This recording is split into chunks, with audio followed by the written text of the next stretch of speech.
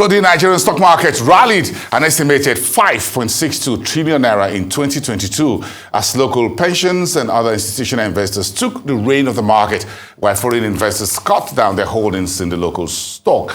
So I had a side chat on Friday at the Nigerian Exchange with the CEO of the exchange, Popoola, on the year 2022, as well as his outlook on the new year starting right now. I think that this year we set out to do a few things.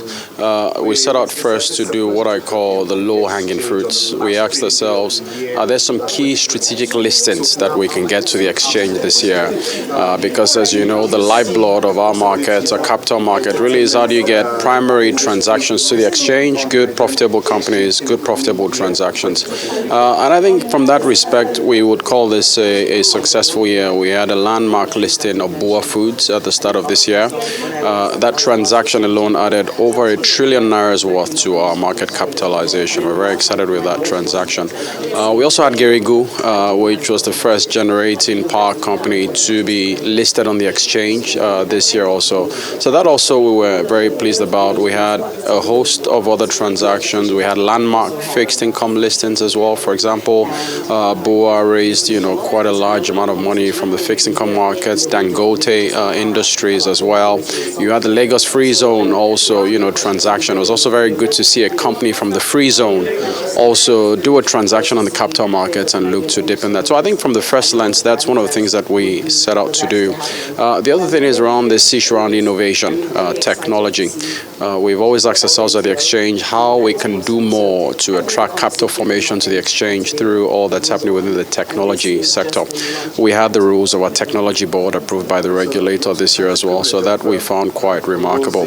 Away from that, we had strong partnerships this year. We announced partnerships with the Dubai financial markets this year, with the Bank of Industry, with MTN. So I think overall it's been a year that we think has been quite successful. It's also difficult to take credit when markets go up, but at least I think we can take it for this year. Double-digit, sort of performance versus weakness across many global markets. Overall, I think it's been a good year for us.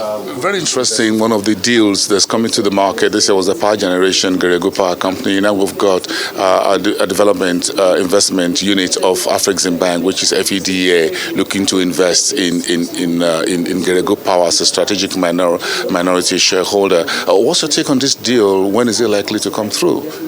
Okay, thank you very much. It's very difficult for me to comment on that specific deal, but I'll keep my comments to all that's available publicly. One of the things that we say is that, listing your company on the exchange, right? Listed corporates actually attract more capital. And I think this is one such example of that because, financiers, people who have capital, rightly believe that listed companies, they're better governed, they're more responsible, they pay more taxes and things of that like. So I think that's been a very strong story overall. The other beauty to that is that now we're seeing at least foreign capital come into that sector also through the capital markets. We think that's been quite encouraging. So at least going by, as I said, some of the publicly made comments, we're excited about that transaction and we look forward to its closure. Give me an insight into the NGX Limited playbook for 2023. Okay, thank you very much. I think 2023, as with anybody who's doing business in Nigeria, will be the year defined by the elections. So I think first and foremost, we're all hoping and looking forward to successful elections come February. But I think that right after that, what we think will happen and what we hope will happen is that the capital market should be a mechanism to catalyze a lot of the ambitions of the new administration. So whether these are ambitions around capital formation, around wealth creation, around, raising finances for the government, around attracting foreign capital to the economy, across several things. We think that the capital market becomes central to that. So I think it's a year that will be defined by the political sort of, connotation. We also do think that it's a year that Nigeria, reopens back to global capital. We do expect that capital should flow back into our country.